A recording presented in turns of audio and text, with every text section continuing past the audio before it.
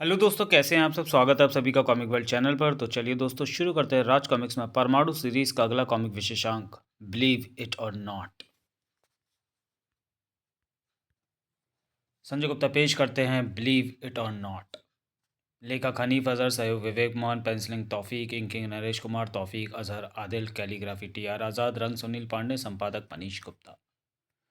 और दर्शकों के प्यार व सहयोग से आज यह एपिसोड अपनी सिल्वर जुबली मना रहा है। इसलिए आज के हमारे इस स्पेशल एपिसोड में भाग लेने के लिए हमारे साथ मौजूद हैं वे जो देखने में साधारण हैं लेकिन जिनके कारनामे हैं कमाल के। आइए मिलते हैं पराशक्ति धारक इन अनोखी हस्तियों से। वाटरलू, पानी जिसकी उंगलियों पर नाचता है। बिल स्मिथ, जिसके घूरने भर से ही लोहे में हरकत होनी शुरू हो जाती है। अपनी मानसिक शक्ति से लोहे को मोड़ने और उसे छूते ही उसमें चुंबकीय प्रभाव पैदा कर देने की अद्भुत शक्ति है बिल स्मिथ में। इनकी दिली तमन्ना है कि ये अपनी मानसिक शक्ति को इतना विकसित कर लें कि सारी दुनिया का लोहा इनके इशारे पर नाचे। मिस्टर ट्रीमैन, पेड़ पौधों से बात करने के शौकीन। इनका दावा है कि ये एक दिन पेड़ पौधों को अपना गुलाम बनाकर दिखाएंगे। ज़ोरदार तालियां बजाकर स्वागत कीजिए इन सभी का, और बाकी मेहमानों से मिलने के लिए कीजिए थोड़ा सा इंतज़ार, क्योंकि हम ले रहे हैं एक छोटा सा ब्रेक। अपना टीवी सेट छोड़कर कहीं मत जाइएगा, हमारे साथ ही रहिए। हम अभी लौटते हैं ब्रेक के बाद। ब्रेक के बाद तुम्हें यहाँ लौटने की ज़रूरत नहीं, क्योंकि आ किडनैपर तुम्हें और इन सभी को अपने साथ ले जाने गाढ़ा धुआं स्टूडियो के साथ आया है। गाढ़ा धुआं स्टूडियो के साथ साथ वहाँ मौजूद सभी मेहमानों के मस्तिष्कों पर भी कब्जा जमाता चला गया। बॉस ने कहा था काम थोड़ा मुश्किल होगा, लेकिन ये तो बहुत ही आसान था। कहीं कोई मुश्किल नहीं आई। मुश्किल तो अब आई है, और मुश्किल भी ऐसी कि उससे तू अकेला बचकर नहीं निकल सकता। इन्हें कहाँ से ले जाएगा। परमाणु तू आ गया।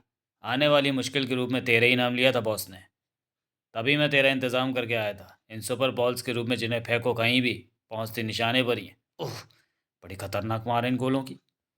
इन्हें ख़त्म करना होगा, और साथ ही इसका भी इंतज़ाम करना होगा कि किडनैपर और अधिक घातक गोले न फेंक पाए। ओह, परमाणु रस्सियाँ। इनसे निपटने के लिए तो मैं अपनी ड्रेस में कटर लगा कर लाया हूँ, और ये परमाणु रस्सियाँ दोबारा मुझ तक ना पहुँचे इसके लिए लाया हूँ ये गन, जिसमें मौजूद है एक ऐसा पदार्थ जो तेरे हाथ और तेरी बेल्ट को अपना निशाना बनाएगा। ये तेरे हाथों और बेल्ट पर सूख कर इस तरह जम जाएगा कि ना तू अपने हाथों से परमाणु रस्सी फेंक पाएगा, और ना मेरे वार से बचने के लिए ट्रांसमिट या छोटा हो पाएगा। ओह, उसने जो पदार्थ मेरे हाथों और बेल्ट पर फेंका वो इतना कड़ा हो गया है कि ना तो मैं हाथों को आज़ाद करवा पा रहा हूँ और ना अपनी बेल्ट का कोई स्विच दबा पा रहा हूँ। लेकिन फिक्र की बात नहीं, अभी मैं ट्रांसमिट बोलकर अपनी बेल्ट में लगे वॉइस एक्टिवेटर को एक्टिव करके इस समस्या से छुटकारा पाता हूँ। ट्रांसमिट। ओह नो, मैं ट्रांसमिट नहीं हो पा रहा, यानी मेरी आवाज़ भी बेल्ट के वॉइस एक्टिवेटर तक नहीं पहुँच पा रही है। इसका मतलब इसका बॉस जो भी है वो मेरे बारे में अच्छी तरह से जानता है, तभी उसने किडनैपर को मेरा इंतज़ाम करके भेजा है। लेकिन इसका वह बॉस है कौन जो मेरे बारे में अच्छी तरह से जानता है। आओ, अभी तो मुझे सिर्फ इसके बारे में सोचना चाहिए कि मैं अपने हाथों और बेल्ट को इस अनोखे पदार्थ की कैसे कैसे आज़ाद कर सकता हूँ। धड़ाक। इस तरह की चोटों से उस पदार्थ की मजबूत जकड़ नहीं टूटने वाली। परमाणु से तोड़ने के लिए दो दसियों हथौड़ों की एक बार में हुई चोट की ज़रूरत है, और ऐसी चोट का प्रबंध करने के लिए मैं तुझे कहीं जाने नहीं दूंगा। ओह, उसकी बातों में वज़न है। मैं सचमुच अपना बचाव करने के लिए कहीं नहीं जा सकता, और यहाँ अपना बचाव करने के लिए कुछ कर नहीं सकता, क्योंकि यहाँ मेरे चारों तरफ वे गोले हैं जो खतरनाक तरीके से मुझे ख़त्म कर देने के लिए मुझ पर बरस रहे हैं, और उनके भीषण वार मेरी हड्डियों को तोड़ देने को उतारू हैं। एक मिनट, शायद ये गोले मेरे शरीर के गलत हिस्सों से टकरा रहे हैं। मुझे कोशिश करनी चाहिए कि ये गोले मेरे हाथों और मेरे बेल्ट से टकराएं। इससे मुझे दर्द तो पहले जैसे ही मिलेगा, लेकिन साथ ही मिलेगी आज़ादी। तेरे दिमाग का भी जवाब नहीं परमाणु। ऐसे मैं भी उसने तुझे आज़ाद होने का तरीका सुझा ही दिया, लेकिन तू ज़्यादा देर तक आज़ाद नहीं रह सकता, क्योंकि तुझे कैद करने वाले पदार्थ से भरी गन अभी भी मेरे हाथों में आओ था। अब तू इसका इस्तेमाल नहीं कर पाएगा, क्योंकि अब मैं समझ गया हूँ कि मुझे इसका मुंह बंद करना है, और तेरा मुंह बंद करने से पहले धाक, इस बार ये कटर तुझे परमाणु रस्सी से नहीं बचा पाएगा। अब परमाणु किडनैपर को कोई मौका नहीं देना चाहता था, और इस बात को कोई अच्छी तरह समझ गया था। परमाणु के दिमाग के आगे किडनैपर मात खा गया। अब मुझे ही कुछ करना होगा, वरना सारा खेल बिगड़ जाएगा। अगर वह सचमुच खेल था तो उस खिलाड़ी के बीच में आने से उसमें एक नया मोड़ आने वाला था, और परमाणु को उसकी खबर भी न लगी। हाँ तो किडनैपर, अब तू बताएगा कि तेरा वो बॉस कौन है जिसके इशारे पर तू इन पराशक्ति धारक लोगों को किडनैप करने आ पहुंचा। परमाणु को ऐसा लगा मानो हजारों सुइयां उसके शरीर में आधसी हूँ। और उसका मस्तिष्क दूसरी दुनिया में पहुंच गया। उह, जल्दी। उह, यह अचानक मुझे क्या हो गया था? परमाणु सामान्य हो चुका था, लेकिन अब वहाँ का माहौल सामान्य नहीं था। Oh no! यहाँ तो पराशक्ति धारक अजूबों में से अब कोई भी नहीं है। इसका तो एक ही मतलब है कि किडनैपर का बॉस सभी को यहाँ से ले जाने में सफल हो गया। लेकिन वह है कौन? और मेरे मस्तिष्क में अभी जो दौरा सा पड़ा था, क्या ये उसी की देन थी? और सबसे बड़ा एक सवाल, आखिर उसने पराशक्ति धारक लोगों का अपहरण क्यों किया? मैंने इनका अपहरण क्यों किया? ये सवाल सचमुच बहुत महत्वपूर्ण है, लेकिन सॉरी, अभी इस सवाल का जवाब किसी को नहीं मिल सकता। इस सवाल के जवाब को पाने के लिए तो सभी को इंतज़ार करना होगा तब तक, जब तक मैं अपनी इस विशेष मशीन की मदद से इन सभी की पराशक्तियों को इतना अधिक विकसित नहीं कर देता कि ये ऐसा तूफान बन जाएं जो किसी के रोके न रुके, न परमाणु के रोके और न परमाणु के फरिश्तों के रोके। वह परमाणु तक और परमाणु इंस्पेक्टर विनय के रूप में उस तक पहुंचने की कोशिश में था। छपाक! किडनैपर को होश आ रहा है। तुम्हारा बॉस कौन है? और वो पराशक्ति धारक लोगों का अपहरण करके उन्हें कहाँ ले गया है? तुम मेरे बॉस की बात कर रहे हो? मुझे तो ये भी नहीं पता कि मैं कौन हूँ। हंसना बंद करो। मैं कहता हूँ हंसना बंद करो। ओह, मेरे वार करने के बाद भी हंसता ही जा रहा है। इसका एक ही मतलब है, ये मेरे सवालों के जवाब देने लायक नहीं, क्योंकि इसका दिमाग खराब हो चुका है। ओह, रोबोट का मैसेज। यमुना नदी पर मेट्रो ट्रेन के बने पुल पर पहुंचो जल्दी, बहुत जल्दी।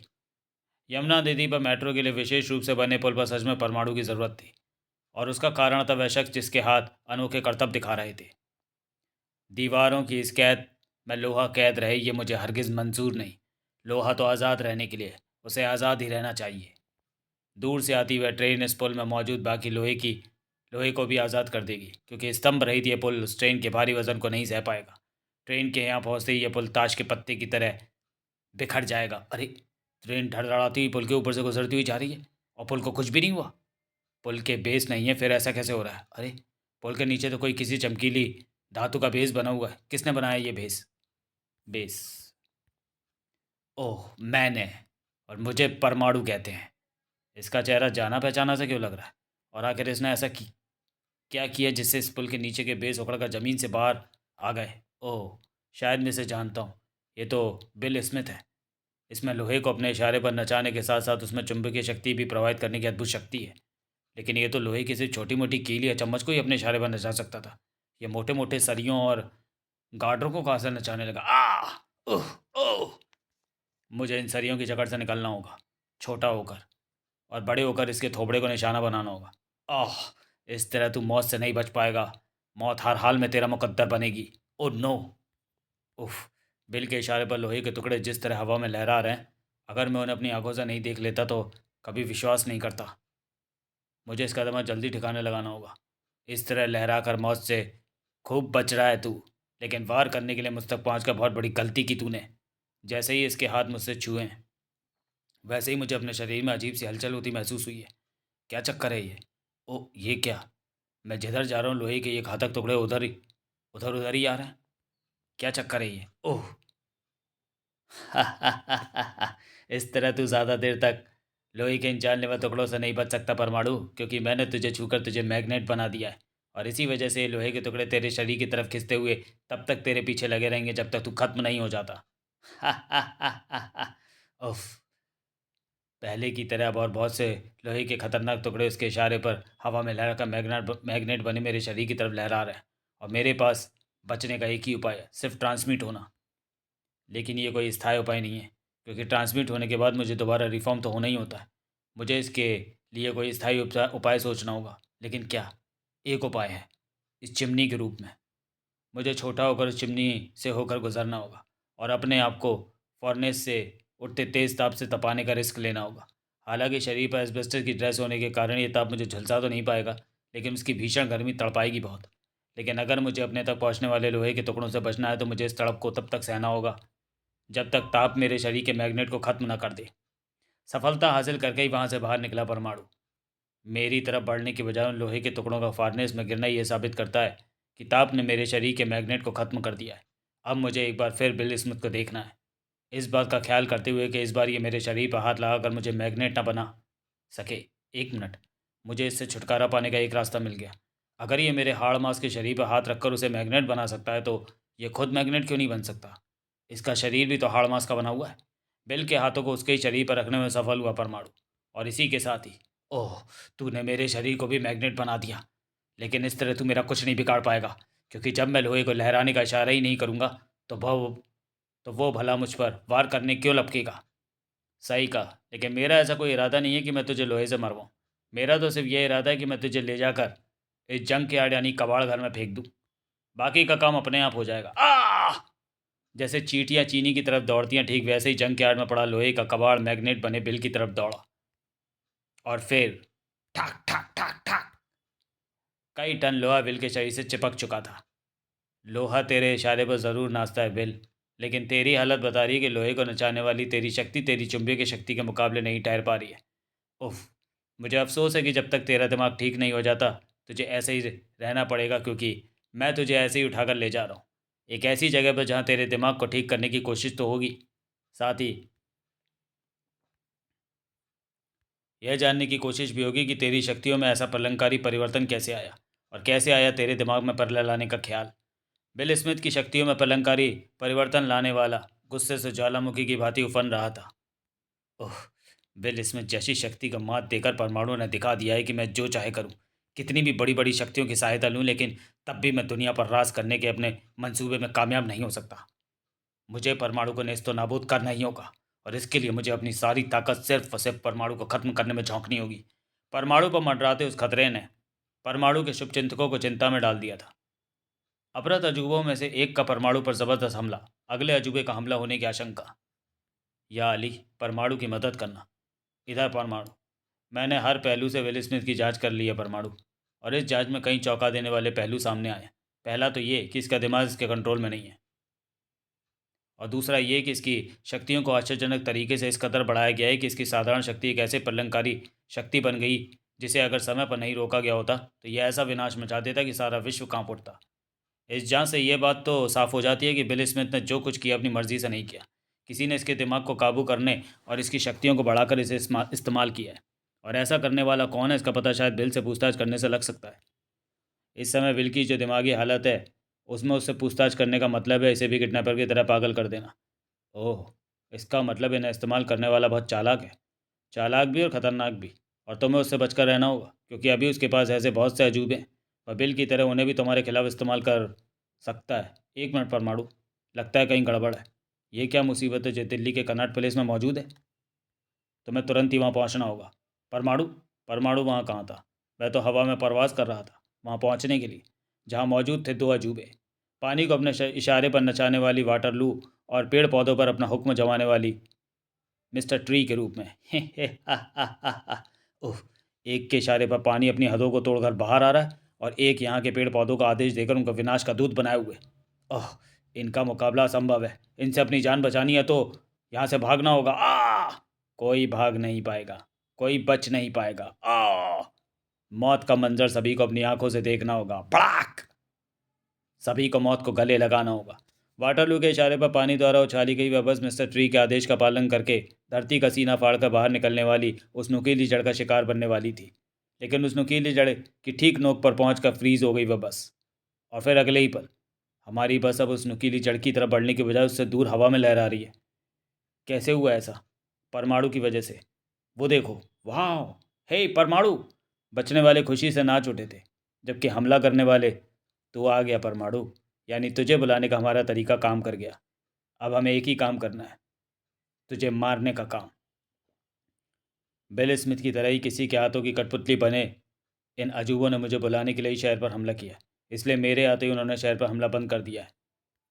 लेकिन अब इन दोनों के हमले का निशाना मैं हूँ, और चूंकि इन्हें मुझे मारने का ही काम सौंपा गया है, इनका हमला अत्यधिक घातक है।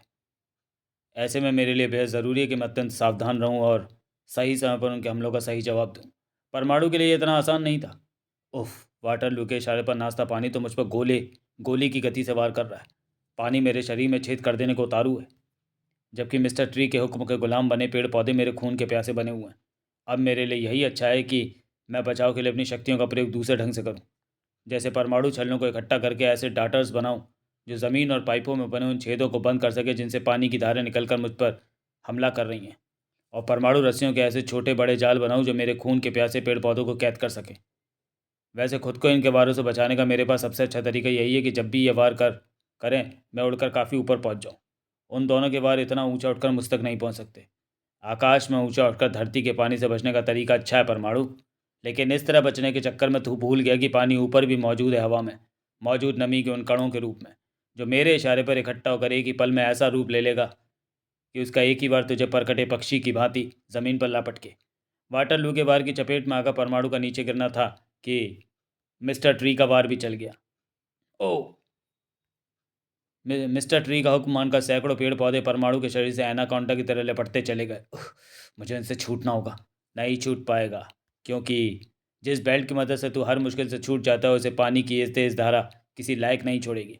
उह, वह भीषण प्रहार करने के पीछे वाटरलू का जो मकसद था वह 100% पूरा हुआ था। ओह!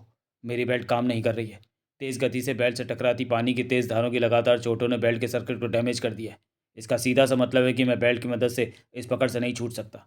लेकिन छूट तो मैं अपनी शारीरिक शक्ति की सहायता से भी नहीं सकता, क्योंकि पेड़ पौधों की जकड़ काफ़ी मजबूत है और मेरी ताकत कम। उह! अब अगर छूटने की अपनी हर कोशिश को अंजाम दे चुका है तो उन कोशिशों को करना छोड़कर कुछ पल अपने भगवान को याद करने में लगा ले, क्योंकि मेरे ये वार इन्हीं कुछ पलों में तेरे जीवन के दिए को बुझाने तुझ तक पहुंच जाएंगे। फौलाद को भी चीर देने की ताकत रखने वाली पानी की वे धाराएं परमाणु के शरीर को चीरने पड़ी, लेकिन पानी की वे धाराएं परमाणु को चीर डालती उससे पहले ही। ओह! अरे, ये क्या हुआ? परमाणु की तरफ बढ़ता पानी उसके शरीर को भेदने से ठीक पहले जमकर बर्फ़ क्यों हो गया? जवाब परमाणु को मालूम था। Madam cold. उस कारनामे को तो मैडम कोल्ड ही अंजाम दे सकती है। सही पहचाना परमाणु। तुम्हें संकट में देखा तो मैं तुम्हें बचाने आ पहुंची, लेकिन ये कोई कारनामा नहीं। असली कारनामा तो तब होगा जब मैं इस चुड़ैल को भी इस तरह जमाकर तुम पर हमला करने का सबक सिखा दूंगी। इस चक्कर में मुझे मत भूल जाना। ओह! नहीं भूलूंगी, लेकिन पहले इन पेड़ पौधों को बर्फ़ के नीचे दफन कर दूं जो तेरे हुक्म के गुलाम बने हुए हैं। ये पेड़ पौधे बर्फ़ के नीचे दफन होकर नहीं रहने वाले, क्योंकि यही है ही उस जाति के जो बर्फ़ का सीना चीर कर अपने अस्तित्व को बचाए रखते हैं, तो जैसों के अस्तित्व को समाप्त करने के लिए। तेरे अस्तित्व के खत्म होने में जो कसर बची है उसे मैं पूरा कर भड़ाक देती हूँ। परमाणु के रहते ऐसा कर पाना मुमकिन नहीं।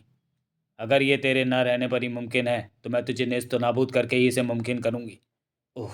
अपनी बेल्ट के बिना अपने आप को कितना असहाय महसूस कर रहा हूँ मैं, और मुझे इसे काबू में करना कितना मुश्किल काम लग रहा है। मेरी भी कुछ ऐसी स्थिति है परमाणु। मेरे लिए इसे संभालना भी बड़ा ही मुश्किल लग रहा है, क्योंकि इसके आदेश पर खुद को विपरीत परिस्थितियों के अनुसार ढाल लेने की पेड़ पौधों की प्रकृति मेरी हर पावर को काट रही है। यानी हम दोनों की ताकतें एक तरह से चूक सी गई हैं, और बड़े बुजुर्गों ने कहा है कि ऐसा हो तो उस ताकत का इस्तेमाल करना चाहिए जो एकदम अचूक है, और इसका नाम है दिमाग। यानी तुम समझ रहे हो कि जहाँ हमारी ताकतें चूक गई वहाँ हम दिमाग के बल पर ये लड़ाई जीत सकते हैं कैसे? यही तो सोचना है। यही तो सोचना है। सोच लिया, सोच लिया। क्या? हमें इन दोनों को वार करने से रोकना नहीं है, बल्कि ये उकसाना है कि ये हम पर ज़्यादा से ज़्यादा वार करें। इससे क्या होगा? इस तरह तो हम अपनी मुसीबत को खुद ही दावत देंगे, क्योंकि इनके जितने ज़्यादा वार हम पर होंगे हमारे बचने की उम्मीद उतनी ही ज़्यादा कम होगी। और तुम इसके साथ साथ पानी के उन छेदों को भी खोल रहे हो जिन्हें तुमने बंद किया था। ये तो मुश्किल को और भी ज़्यादा बढ़ाने जैसा है। तुम सही कह रही हो, लेकिन फिर भी बचने का यही तरीका है, क्योंकि यहाँ जितना ज़्यादा पानी और उसमें मौजूद एक दूसरे से उलझे पेड़ पौधे होंगे, तुम्हें उन्हें जमाने में उतनी ही ज़्यादा आसानी होगी। और इस बार जब तुम उन्हें जमाओगी तो मुझे नहीं लगता कि पहले से ही उलझे पेड़ पौधे गहरे पानी में डूबा उन्हें आदेश देने वाला हैरी तुम्हारे वार से बच पाएगा। वाह! मैं समझ गई परमाणु। मैं तुम्हारी योजना को समझ गई। तो फिर देर किस बात की है? करो काम फतेह। अभी लो। काफ़ी हद तक पानी में डूबे हाँ, काफ़ी हद तक पानी में डूबे मिस्टर ट्री को पता ही नहीं चला कि कब बर्फ़ की मोटी परत उसे अपने शिकंजे में कसती चली गई। मेरे लिए मिस्टर ट्री को संभालना मुश्किल था। वो ठिकाने लग गए। अब अपने आप को पानी की सम्राज्ञी समझने वाली इस वाटर लू को तो मैं चुटकियों में ठंडा कर दूंगी। उस ठंडी आंधी से वाटर लू भी ना बच पाई। और अब मदद के लिए पहुंचने का शुक्रिया मैडम कोल्ड उर्फ शैली। बेल्ट के बिना इन दोनों ने तो मेरी जान को मुश्किल में ही डाल दिया था।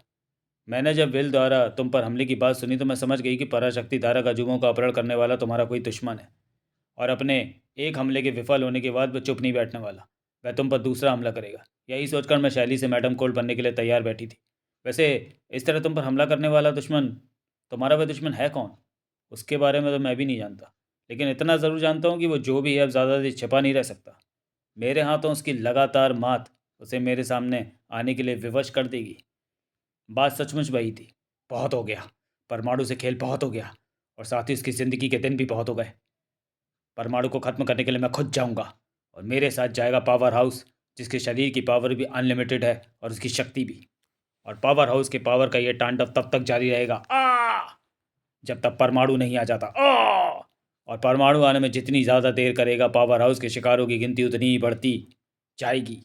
अब ये गिनती बंद कर शैतान, और जेल में बैठकर सज़ा के दिन गिनने की तैयारी कर। तू आ गया परमाणु, अच्छा किया। लेकिन मेरे गुलाम पावर हाउस की ये गिनती तब तक बंद नहीं होगी जब तक तू इसके हाथों राख नहीं हो जाता। मुझे तेरी असलियत को जानना है, और तुझे और तेरे इस पावर हाउस को जेल के कैदियों में शामिल करना है। ऐसी ही कोशिश करता रहे परमाणु। हो सकता है तू अगले जन्म में ऐसा करने में सफल हो जाए, क्योंकि तेरा ये जन्म तो पावर हाउस के हाथों खत्म होने जा रहा है। इस पर इस तरह वार करने से कुछ नहीं होगा। मुझे ज़रा अपने वार करने का तरीका बदलना होगा।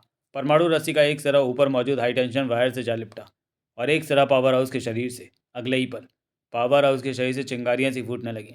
यानी अपनी परमाणु रस्सी के जरिए दो तारों में बहुत बहते और पावर हाउस के शरीर में बहते करंटों के बीच संपर्क बनाकर मैं शॉर्ट सर्किट कर देने में सफल हो गया। और ये शॉर्ट सर्किट इस पावर हाउस का दिमाग ठिकाने लगा देगा। Oh no! पावर हाउस के करंट ने तो हाई टेंशन वायरों को ही ठिकाने लगा दिया, और अब वह एक बार फिर मुझ पर हमला कर रहा है, और इस बार का ये हमला पहले से कहीं अधिक भीषण है। हा हा हा हा। शॉर्ट सर्किट करके तूने पावर हाउस की पावर को और अधिक बढ़ा दिया है परमाणु, और उसकी यह बड़ी हुई ताकत तुझे पानी की तरह पिघला देगी। उफ! उसने तो मुझ पर अपनी बिजलियों के बारों की आंधी सी कर दी है। मुझे भी अपने बचने की कोशिश को तेज़ कर देना चाहिए। उफ! बचते बचते भी मैं पावर हाउस के करंट के वार में फंस गया हूँ, और इस बार से बचना मुश्किल हो रहा है, क्योंकि हाई वोल्टेज करंट की अधिकता से मेरे शरीर के कण ना तो ट्रांसमिट हो पा रहे हैं और ना छोटे। वो तो शुक्र है कि मेरे शरीर पर एस्बेस्टस की ड्रेस है, जो मुझे करंट की अधिकतम तीव्रता से बचाए हुआ है, वरना मैं सचमुच पिघल गया होता। लेकिन ये एस्बेस्टस की पोशाक मुझे ज़्यादा देर तक नहीं बचाए रखेगी, इसलिए मुझे तुरंत इस करंट के चंगुल से बचना होगा। और इसके लिए सबसे अच्छा तरीका ये है कि मैं परमाणु रस्सी का एक ऐसा त्रिशूल सा बनाऊं जो मेरे शरीर के करंट को अर्थ करके ज़मीन में पहुंचा दे। इस तरह मुझे करंट से इतनी राहत अवश्य मिलेगी कि मैं खुद को ट्रांसमिट कर सकूं। अब मुझे इस बात का पूरा ख्याल रखना है कि मैं दोबारा पावर हाउस के करंट में ना फंस पाऊँ, और उस पर अपने लगातार वार करता रहूँ। ओह ये क्या! अब तो इसके वारों में एटॉमिक पावर भरी हुई है। ये पावर इसमें कैसे आई? ओह समझा, मेरे वारों से एटॉमिक पावर हासिल कर रहा है। यानी इस पर वार करने का मतलब अपना ही नुकसान करना है। परमाणु को अपनी गलती समझ में आ गई थी, लेकिन जो गलती वह कर चुका था उसका खामियाजा तो उसे भुगतना ही था। तड़प कर गिरा जो परमाणु तो चीख पड़ा वह। इस बार ये तेरे करंट से बचना नहीं चाहिए पावर हाउस, और उसका एक ही तरीका है, जकड़ ले इसे अपनी भुजाओं में।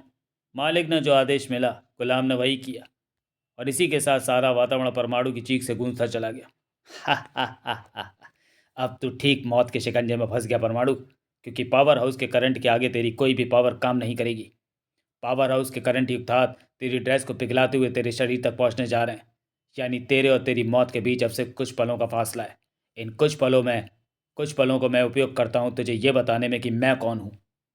पहचान मुझे परमाणु, मैं हूँ बुद्धि पलट। वही बुद्धि पलट जिसके खूंखार चाचा को तूने अपाहिज बनाकर सारी जिंदगी व्हील चेयर पर बैठने के लिए मजबूर कर दिया, और उसे बाल सुधारगृह नामक जेल में भेज दिया।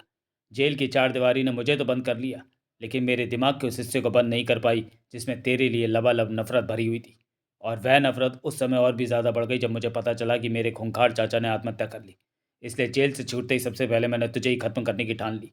लेकिन अब मैं पहले जैसा वो बच्चा नहीं था जो तुझसे सीधा टकरा कर तुझसे फिर मात खा जाता। मेरा दिमाग परिपक्व हो गया था। तभी मैंने ऐसी योजना बनाई कि तू लाख चाहकर भी मुझसे ना बच सके, और उसके लिए मैंने अपनी ताकत से एक ऐसे वैज्ञानिक की बुद्धि पलट करके उसे अपना गुलाम बनाया जो इंसान में मौजूद उसकी शक्तियों को कई गुना बढ़ाने का आविष्कार पूरा कर चुका था। उसके बाद मैंने बिलीव इट और नॉट से पराशक्ति धारा का जुबों का अपहरण करवाया, और उस आविष्कार से उनकी शक्तियों को कई गुना बढ़ाकर उनकी बुद्धि को पलटकर उन्हें तेरी मौत बना दिया। और उनमें से एक ये पावर हाउस तेरी सारी शक्तियों को खत्म करके तेरी मौत बनने भी जा रहा है। बिलीव इट और नॉट, पर यह सच है। हा हा हा हा। ओह! सच है जो तू कह रहा है, वह बिल्कुल सच है बुद्धि पलट। लेकिन इसके साथ ये भी सच है कि पावर हाउस का करंट मेरे साथ साथ तुझे भी अपना शिकार बनाने जा रहा है। बिलीव इट और नॉट। परमाणु के हाथ में जैसे ही बुद्धि पलट का हाथ आया, वैसे ही बुद्धि पलट चीख उठा। और चीखता भी क्यों ना, पावर हाउस के हाथों से परमाणु में समाता भीषण करंट अब बुद्धि पलट के शरीर में दौड़ रहा था। ओह! इस दुनिया को गुड बाय बोल बुद्धि पलट। पावर हाउस का करंट मेरे साथ साथ तुझे भी खत्म करने जा रहा है। नहीं, बुद्धि ब्लड खत्म नहीं होगा। पावर हाउस का करंट मुझे खत्म नहीं कर पाएगा। मैं अपने मानसिक मस्तिष्क की तरंगों से पावर हाउस की बुद्धि को पलट दूंगा ताकि वह अपना करंट छोड़ना बंद कर दे। देख परमाणु, देख, मैंने पावर हाउस की बुद्धि को पलट दिया। अब वह करंट नहीं छोड़ रहा। मैं बच गया। मैं बच गया। आओ! जान बचने की खुशी में तू ये भूल गया बुद्धि पलट कि तेरे साथ पावर हाउस के करंट से मैं भी बच गया। इसलिए तो मैंने तेरा हाथ थामा था, क्योंकि मैं जानता था कि अगर पावर हाउस के जानलेवा करंट को कोई रोक सकता है तो वह तेरी बुद्धि की ताकत ही है। और तूने ऐसे ही करके मेरे साथ साथ अपने को बचा लिया, लेकिन मुझे नहीं लगता कि मेरे इन वारों से तू अपने आप को बेहोश होने से बचा पाएगा। इधर बुद्धि पलट की बुद्धि बेहोशी के अंधेरे में डूबी और इधर परमाणु ने चैन की सांस ली। उफ! इस छोटे से दिमाग ने मुझे ही नहीं, सारी दुनिया को राख करने का मंसूबा बना रखा था। अच्छा हुआ इसका मंसूबा पूरा होने से पहले ही मैंने इसे काबू में कर लिया। अब जल्दी से पुलिस बुलाकर इसे जेल पहुंचाने का इंतज़ाम करता हूं, क्योंकि उसके बाद मुझे पावर हाउस और दूसरे अजूबों को सामान्य करके उन्हें सारी स्थिति से अवगत कराना है। अजूबों को जब सच्चाई का पता लगा तो सभी स्तब्ध रह गए। ओह, हमें तो विश्वास ही नहीं होता कि बुद्धि ब्लड नाम का वह बच्चा हम सबसे बड़ा अजूबा है। सच्चाई यही है दोस्तों, बिलीव इट और नॉट। समाप्त। तो चलिए दोस्तों, वीडियो को यहीं समाप्त करते हैं। मिलते हैं परमाणु सीरीज़ के अगले कॉमिक विशेषांक हुकूमत में। तब तक के लिए धन्यवाद।